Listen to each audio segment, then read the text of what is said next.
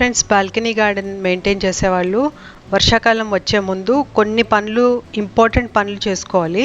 Yearly once ఖచ్చితంగా చేసుకోవాలి.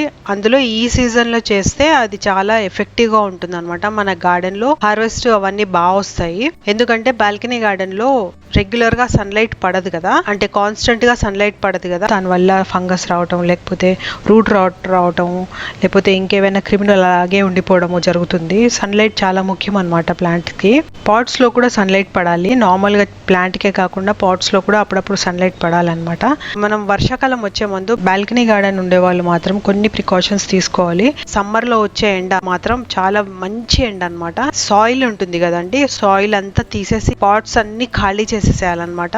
2-3 steps follow అవుతే ఏమవుతుందంటే ఇయర్ లాంగ్ మంచి హార్వెస్ట్ తీసుకోవచ్చు. మంచి ఆకులు వస్తాయి, మనకి మంచి ఫ్రూటింగ్ వస్తుంది, అలాగే మంచి పూలు కూడా బాగా హెల్దీగా పూస్తాయి అనమాట. సో మనం దీంట్లో ఫస్ట్ స్టెప్ ఇన్వాల్వ్ చేయాల్సింది ఏంటంటే సాయిల్ డ్రై చేయాలండి. పాట్స్ అన్ని కూడా మొత్తం ఖాళీ చేసేసి, ఎంటీ చేసేసి, మొత్తం మట్టి అంతా తీసేసి ఆ పాట్స్ బాగా ఎండబెట్టాలి.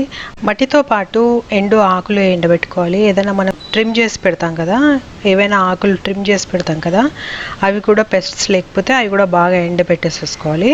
అలాగే ఆవు పేడ, ఇంకా వేప ఆకులు, తర్వాత అరటి తొక్కలు, తర్వాత ఎగ్ షెల్స్, ఇవన్నీ కూడా మట్టితో పాటు బాగా ఎండబెట్టుకోవాలి. ఫుల్ సన్లైట్లో ఎండబెట్టుకోవాలన్నమాట.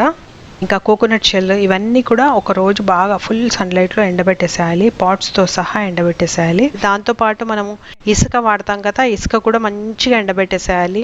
ఏవైతే మనము పాట్ లేయరింగ్కి వాడతామో అవన్నీ కూడా ఎండబెట్టేసేయాలన్నమాట. ఎండబెట్టడం వల్ల ఏంటంటే సాయిల్ రీజువినేట్ అవుతుంది అనమాట. దాంట్లో సాయిల్లో ఒక కొత్త శక్తి వస్తుంది అనమాట. సో దానివల్ల ఏంటంటే సీడ్స్ మంచి జర్మినేట్ అయ్యి మంచి హెల్తీగా గ్రో అవుతాయి అనమాట. సాయిల్ ఎండబెట్టకుండా పాత పాట్లోనే వేసిన సీడ్స్ ఏంటంటే అంత హెల్తీగా గ్రో అవ్వవు. కానీ సాయిల్ బాగా ఎండబెట్టిన తర్వాత ఈ స్టెప్స్ అన్ని ఫాలో అయ్యి దాంట్లో సీడ్స్ వేస్తే అది చాలా హెల్తీగా గ్రో అవుతుంది. ఎక్కువగా అయితే బాల్కనీ గార్డెన్లో చిన్న పాట్స్కి కోకోపీట్ వర్షాకాలం సాయిల్లో అయితే వాడము. ఒకవేళ కోకోపీట్ వాడాలి అని అనుకునేటప్పుడు కోకోపీట్ కూడా ఎండబెట్టేసేయాలి. చాలా మంచి సన్లైట్లో ఎండబెట్టాలన్నమాట ఇవన్నీ కూడా. సో ఇప్పుడు వరకు మీరు మన ఛానల్ని సబ్స్క్రైబ్ చేసుకోకపోతే సబ్స్క్రైబ్ చేసుకోండి, అలాగే లైక్ చేసి షేర్ చేస్తూ ఉండండి. Welcome to Telugu gardener with arts. అలాగే మీరు నన్ను ఇన్స్టాగ్రామ్ ఇంకా ఫేస్బుక్లో కూడా ఫాలో అవ్వచ్చు.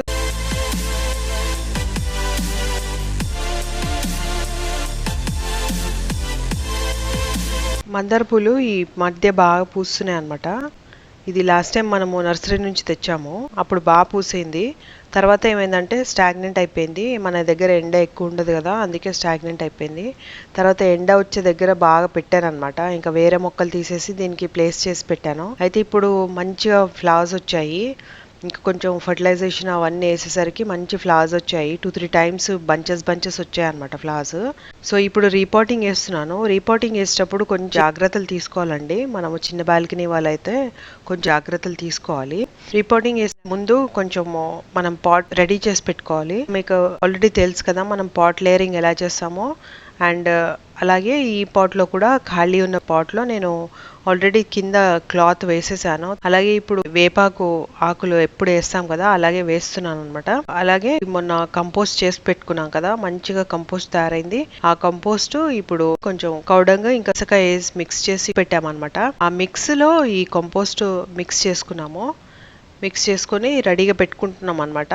దీంట్లో ఏమి ఫర్టిలైజర్ ఇంకేం మిక్స్ చేయట్లేదు, ఎందుకంటే రీపాటింగ్ వేస్తున్నాం కదా. రీపాటింగ్ వేసేటప్పుడు దానికి షాక్ రాకుండా కొంచెం నార్మల్ సాయిల్, కొంచెం బలం వచ్చే సాయిల్ పెట్టాలంతే. సో ఇప్పుడు మనము ప్లాస్టిక్ కవర్లో ఉంది కదా, దీన్ని ఇలాగ కట్ చేస్తాం. ఎప్పుడు కొంచెం జాగ్రత్తగా కట్ చేసుకోవాలి, ఎందుకంటే మీరు పరికరాలన్నీ రెడీ పెట్టుకోవాలి.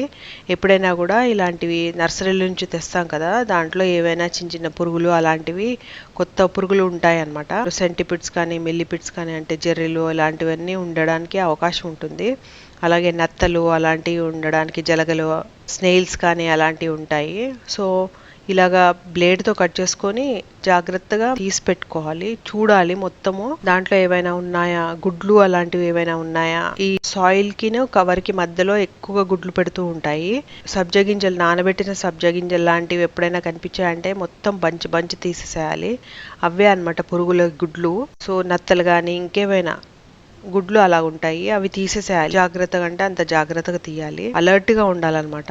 ఇప్పుడు చూడండి, నేను ఇలాగా రౌండ్ గా తిప్పాను. తిప్పితే ఒక చిన్న జర్రి అంటే ఇలాగ ఉంటాయి, వర్షాకాలంలో ఎక్కువగా వస్తుంటాయి అనమాట. సాయిల్లో జర్రిలాగా ఉంటాయి కానీ కాదు అవి. అలాంటి పురుగు కనిపించింది, దాన్ని ఇలాగ కొట్టేశాను తాపితో. సో అలా తీసేసుకోవాలి మొత్తము. జాగ్రత్తగా ఆ కవర్ని తీయాలి. తీసి వెంటనే ఆ కవర్ని ఫోల్డ్ చేసి ఇంకో కవర్లో పెట్టేసుకోవాలి. ఆ కవర్ మనము దగ్గరలో ఎక్కడ ఉంచకూడదు. ఏవైనా గుడ్లు కానీ ఇంకేమైనా లెఫ్ట్ ఓవర్ ఉన్నాయనుకో దాంట్లో, అవి బయటకు వచ్చేసాయి. అవి తీసేయాలన్నమాట. ఫస్ట్ కవర్ తీసేసేయాలి ఫస్ట్. దాని తర్వాత ట్రీట్మెంట్ మనము చేసుకోవాలి. ఇప్పుడు ఆ సాయిల్ గడ్డలాగా ఉంది కదా, దాన్ని కొంచెం ఒక లేయర్ ఇలా కొంచెం కొంచెం తీస్తుండాలి. అలా తీయాలి. తీసి మనము రీపోటింగ్ చేసుకోవాలి. ఎందుకంటే దాంట్లో ఏవైనా వేర్లు అవన్నీ ఉంటాయి కదా, అవి తొందరగా స్ప్రెడ్ అవ్వడానికి ఇలా కొంచెం కొంచెం యూజ్ చేయాలన్నమాట సాయిల్ని. సో మన పాట్ ఎంత సైజు ఉందో అంత మొత్తంగా చేసుకోవాలి. రూట్స్ని మొత్తం కదిలించకూడదు, జస్ట్ లైట్గా సాయిల్ని తీసేసేయాలి. ఎంత సాయిల్ తీసామో ఆ సాయిల్ సైడ్కి అంతా వేసేసేయాలి.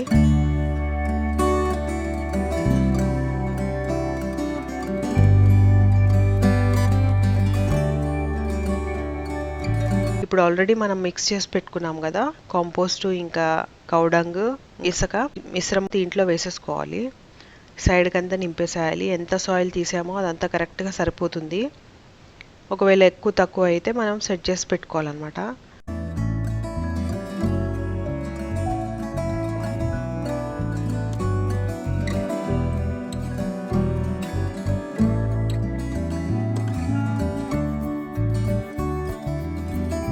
సో కింద ఆకులన్నీ కూడా మనము నెక్స్ట్ తీసేసేయాలి మొత్తం టోటల్గా.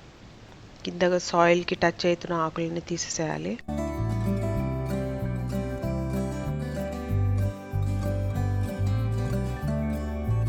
తర్వాత ఈ ఫ్లవర్స్కి మీలీ బగ్స్ ఇలాగా అటాచ్ అయి ఉంటాయి. లీవ్స్ కింద ఏమైనా పెస్ట్స్ ఉన్నాయో సెట్ చేసుకోవాలి. అలాంటివన్నీ తీసేసేయాలన్నమాట. ఇప్పుడు ఈ ఫ్లవర్స్ మనం ఎండిపోయిన ఫ్లవర్స్ తీసేసేయాలి.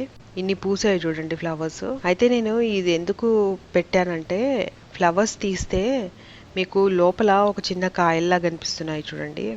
మందార పూలు తీసాక కాయల్లాగా ఉన్నాయి. ఒక 3-4 ఇయర్స్ బ్యాక్ ఈ కాయలను పట్టుకొని కూడా చాలా ఎక్స్పెరిమెంట్ చేశారనమాట. ఈ మధ్య ఏంటది స్టెమ్స్ పెట్టేసి దానికి ఒక రూట్స్ అటాచ్ చేసేసి రూట్స్ గ్రో అవుతున్నట్టుగా గుడ్లు వేసేస్తున్నారు, కోకోకోలా వేసేస్తున్నారు, అలా చేస్తున్నారు కదా. వీటితో కూడా ఏంటంటో చేశారు. మరి అది నిజంగా అవుతుందో లేదో నాకైతే తెలీదు. అలా చేద్దామేమో అనేసి ఇలా పెట్టాను. దీని లోపల కాయల్లో అయితే బాగా కనిపిస్తున్నాయి, మందార కాయలు. సో ఇలాగా ఈ మనము మందార చెట్టుకి ఆకులు అవన్నీ కూడా పాత ఆకులన్నీ తీసేసి మనము హెయిర్ ప్యాక్కి దానికి వాడుకోవచ్చు. కొత్త ఆకులను పెట్టుకోవాలి. మొగ్గలు కొత్త కొత్తవి వస్తూ ఉంటాయి అన్నమాట. పాత ఆకులు తీసేస్తూ ఉండాలి. కొత్త ఆకులు వస్తాయి, కొత్త కొమ్మలు వస్తాయి. అలాగే మొగ్గలు కూడా వచ్చే అవకాశం ఉంటుంది. పెస్ట్స్ ఉన్నాయన్నీ కూడా తీసేసేయాలి వెంటనే. ఇలాగ అన్ని ప్లాంట్స్ కూడా చేసుకుంటూ ఉండాలి. పాత పాత ఆకులన్నీ తీసేస్తుండాలి మన చిన్న బాల్కనీ అయితే కొన్ని రోజులు అయినాక ఇది కోలుకున్న తర్వాత దీంట్లో పెస్టిసైడ్స్ లేకపోతే ఇంకా ఫర్టిలైజర్స్ వేసుకోవచ్చు. ప్రస్తుతానికి పెస్టిసైడ్ వేసే అంత ఇన్ఫెక్ట్ అయితే అవ్వలేదు మన ప్లాంట్. అయితే ఇప్పుడు ఏం పెస్టిసైడ్ వేయట్లేదు. సో రీపోటింగ్ వేసేటప్పుడు ఫర్టిలైజర్ వేయకపోవడమే బెటర్ అనమాట. అలాగే మన బాల్కనీలో Musk melon, water melon plants బాగా పెరుగుతున్నాయి. ఒకటే పాట్లో చాలా పెరుగుతున్నాయి, కానీ ఇంకా అవి తీయకుండా అలాగే ఉంచేసాము. సో ఫ్లవరింగ్ కూడా వచ్చేసాయి కొన్ని. అయితే ఫ్లవరింగ్ వచ్చినప్పుడు మనము యాజ్ యూజువల్గా పాలినేషన్ చేస్తాం కదా, మనకి న్యాచురల్ పాలినేషన్ చాలా తక్కువ కదా బాల్కనీలో. అందుకే ఆర్టిఫిషియల్ పాలినేషన్ చేయాలంటే దీంట్లో వెరైటీ పాలినేషన్ ఉంటుంది అనమాట. అంటే 2 ఫ్లవర్స్ వేరే వేరేగా ఉంటాయి. అంటే మేల్ ఫ్లవర్స్ వేరే ఉంటాయి, ఫీమేల్ ఫ్లవర్స్ వేరే ఉంటాయి. సో ఫీమేల్ ఫ్లవర్స్కి వచ్చేసి ఇలా చిన్న కాయలాగా ఉంటుంది అనమాట కింద. మన మస్క్ మిలన్ కానీ ఏదైనా బీరపాదులకి ఎలా ఉంటాయో అలాగే అనమాట. ఆనప, బీర, దోస ఇలాంటివి ఉంటాయి కదా, అలాంటి ప్లాంట్స్కి ఎలాగా ఒక చిన్న కాయలాగా ఉంటుందో అది ఫీమేల్ ఫ్లవర్ అనమాట. ఆ ఫ్లవర్కి మేల్ ఫ్లవర్ నార్మల్ ఫ్లవర్స్ లాగా ఉంటాయి, కానీ వెనక కాయ లాంటిది ఏమి ఉండదు అనమాట కింద సైడ్. సో అలాంటి వాటిని తీసి దాని రెక్కలు తీసేసి మధ్యలో పోలెలు ఉంటుంది కదా, అది తీసుకొచ్చి ఈ ఫీమేల్ ఫ్లవర్కి, కాయ ఉన్న ఫ్లవర్కి ఇలా టచ్ చేసి రబ్ చేస్తూ ఉండాలన్నమాట. అయితే పాలినేషన్ అవుతుంది. సో ఈ ఆర్టిఫిషియల్ పాలినేషన్ వల్ల ఇంకా అది నిలబడుతుంది అనమాట ఫ్రూట్. లేకపోతే మన దగ్గర బీస్ అవన్నీ చాలా తక్కువ కదా, ఫ్లైస్ అవన్నీ రావడము.